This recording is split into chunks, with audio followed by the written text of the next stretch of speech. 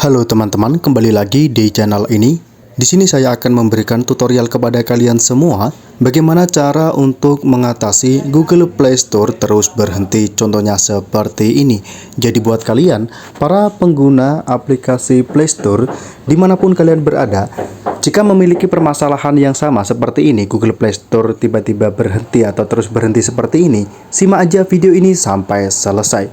Di sini kita kembali ke menu utama terlebih dahulu. Cara untuk mengatasi Google Play Store terus berhenti sangat mudah sekali teman-teman.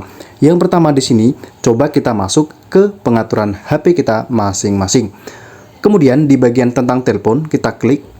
Di bagian ini coba kita klik versi MIUI, dikarenakan kita akan menggunakan cara yang pertama, yaitu mengupdate atau memperbarui sistem Android yang kita miliki.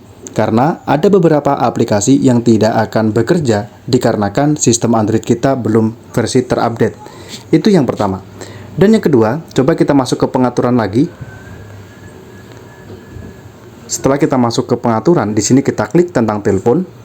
Kemudian di bagian penyimpanan kita klik. Kalau penyimpanan kita sudah penuh, coba kita klik bersihkan. Atau kita klik bersihkan yang paling bawah ini dan kita cari aplikasi yang tidak pernah kita pakai, kita uninstall saja. Itu cara yang kedua. Dan cara yang ketiga, kita masuk ke setelan HP lagi, kita scroll ke bawah, kemudian kita klik aplikasi, kemudian kita klik kelola aplikasi nomor 2 dari atas.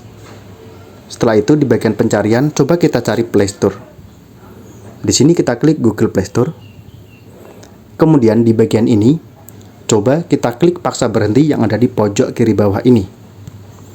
Kemudian kita klik penyimpanan yang paling atas.